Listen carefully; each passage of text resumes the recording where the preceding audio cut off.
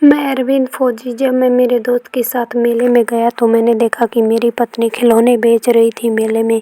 10 रुपए में ये लीजिए, 10 रुपए में वो लीजिए चिल्ला रही थी। अचानक से मैंने मेरी पत्नी को देखा तो मैं चकित रह गया कि ये क्या। तब मैंने ये कहानी है उत्तराखंड ज़िले की एक सच्ची कहानी है दोस्तों। तो मैं आपके सामने आज अरविंद नाम फौजी और मेरी पत्नी अर्चना, इन दोनों की कहानी बताने जा रही हूँ। अरविंद नाम का जो फौजी था वह एक बार छुट्टी आया तो उसकी पत्नी अर्चना और उसके माता पिता घर में रहते थे। जब उसकी पत्नी अर्चना ने अपने सास ससुर की बहुत ज़्यादा शिकायतें की अरविंद के सामने, तब अरविंद ने कहा कि मेरे माँ बाप ऐसा कर तो नहीं सकते, फिर भी अगर आपको परेशान कर रहे हैं तो मैं मेरे माँ बाप को बोल देता हूँ। अरविंद ने अपने माता पिता को बोला कि अर्चना ऐसा ऐसा बोल रही है, क्या आप सच में अर्चना को परेशान करते हैं। तब उसके माता पिता ने कहा, बेटा ऐसा कुछ नहीं है, आपकी पत्नी चरित्रहीन है, ये सब दिन इतना बदचलन है, बाहर निकलती है तो उसके लिए हम रोक टोक करते हैं बेटा, जो कि हमारे घर के खिलाफ है।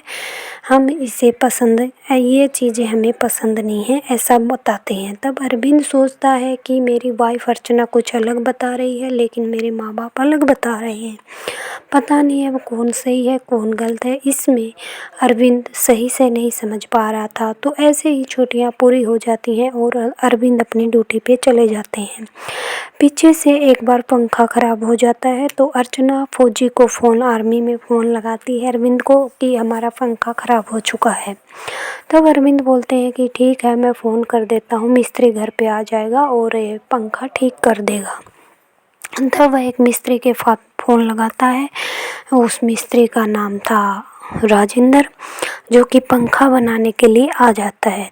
तो अर्चना से जवानी संभाली नहीं जा रही थी। उसके सास ससुर सही बोल रहे थे कि वह घर से बाहर निकलती थी, चरित्रहीन थी।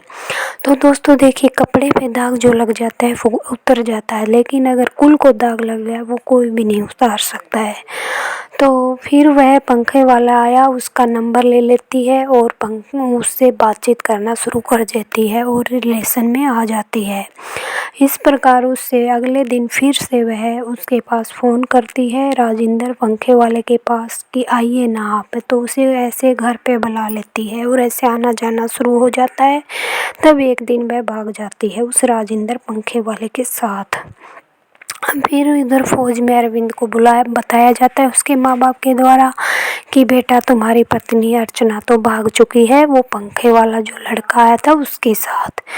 अब वही बेचारा फौजी, वो तो देश के लिए खड़ा है वहाँ पे, तो वो कुछ क्या कर सकता है। फिर वह छुट्टी लेकर घर आता है तो माता पिता बोलते हैं, देखिए जो हो गया उसे भूल जाइए बेटा, भूलना इतना आसान नहीं है, फिर भी बेटा भूलना पड़ेगा जीने के लिए और दूसरी शादी कर लीजिए। लेकिन अरविंद होता है वो बोलता है, नहीं मैं तो दूसरी शादी अभी नहीं करूँगा, मुझे दूसरी शादी करनी नहीं है। तो 2-3 साल के लिए अब मुझे इससे बाहर निकलना होगा, ये कोई छोटी मोटी बात नहीं है, मेरी पूरा उधर भी नाक कटवा दी है समाज में, मैं नहीं कर सकता।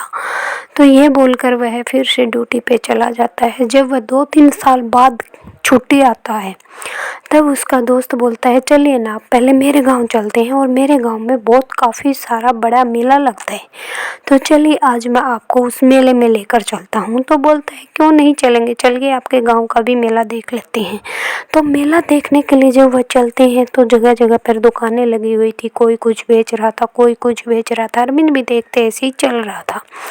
अचानक से उसकी नज़र उसकी पत्नी पर गिरती है, जो कि वो अर्चना थी।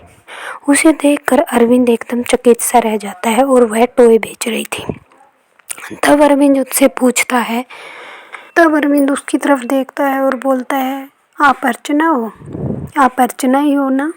तब उसकी तरफ उसकी पत्नी निगाहें नहीं उठा के देख सकती और वह शर्म से एकदम आंसू आंसू हो जाती है, रोने लग जाती है। तब उसका दोस्त पास में खड़ा, उसका दोस्त भी समझ जाता है कि अरविंद से अर्चना से पूछता है आपके साथ ऐसा क्या हुआ। तब वह बोलता है कि आपके साथ ऐसा क्या हुआ कि आज आपको यह मेले में दुकान लगाने की नौबत आ गई। क्या ऐसा मैं इतना बुरा इंसान रोने लग जाती है और भावुक हो जाती है, कुछ नहीं बता पाती है। तब उसका दोस्त बोलता है देखिए माँ बाप का बोला शाम को घर आ जाए तो उसे झूठा ही बदनाम किया था। चलिए आइसक्रीम की दुकान पर बैठते हैं और एक बार वहाँ पे आइसक्रीम खाते हैं। तब मेरी जवानी मुझसे संभाली नहीं गई और मैं राजेंद्र के साथ भाग गई थी, क्योंकि आप तो काफ़ी दिनों बाद छुट्टी आते थे, तो इसीलिए मैं उस चीज़ से कंट्रोल नहीं कर पा रही थी और मैं निकल गई थी। लेकिन अब मैं सावधान हो चुकी हूँ कि वो बहुत ख़राब इंसान लगा। तब अरविंद ने बोला कि तो अब तुम उसके साथ क्यों नहीं रहती हो। तब अर्चना ने बताया कि वह बहुत गंदा इंसान है, मारपीट करता है, नशेड़ी है, कुछ कमाता धमाता नहीं है और मुझे अकेला छोड़ दिया है, जिससे कि आज मैं मेलों में दुकान लगाकर अपनी रोजी रोटी चलाती हूँ। तब अरविंद बोलता है क्या अब मैं तुम्हें ले जाना चाहूँ तो तुम चलोगी। तब बोलती है क्यों नहीं चलूँगी, अगर आप ले चलोगे तो मैं ले जाऊँगी, लेकिन मैं बहुत शर्मसार हूँ।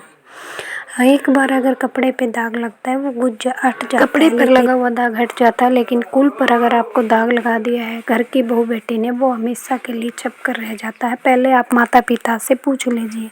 फिर अरविंद अपनी माँ के पास फ़ोन लगाता है कि माँ ऐसे ऐसे अर्चना मेले में मिली है, तो मैं क्या घर लेकर आऊँ, वो आने के लिए बोल रही है। तब उसकी माता बोलती है बेटा सुबह का भूला शाम को घर आ जाए तो उसे भूला नहीं कहते हैं। मैं समाज में यहाँ पे बोल दूँगी कि मेरे बेटे के साथ मेरी बहू गई हुई थी और आप घर ले आइए।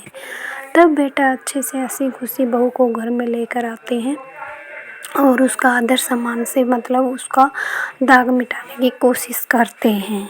ऐसी छिनार बीबी ना मिले। भोग आने की खुशी में उसकी माँ मिठाइयाँ बनाना शुरू कर देती है और मिठाइयाँ बनाती है। तो दोस्तों कहानी कैसी लगी, अच्छी लगी तो लाइक शेयर ज़रूर कीजिएगा। जय श्री राम। आपकी सोच के अनुसार बताइए दोस्तों, क्या अरविंद फौजी ने अर्चना के साथ सही किया या गलत किया। अरविंद को अपनी पत्नी अर्चना को फिर से लाना चाहिए था या नहीं। जय श्री राम। कहानी अच्छी लगे तो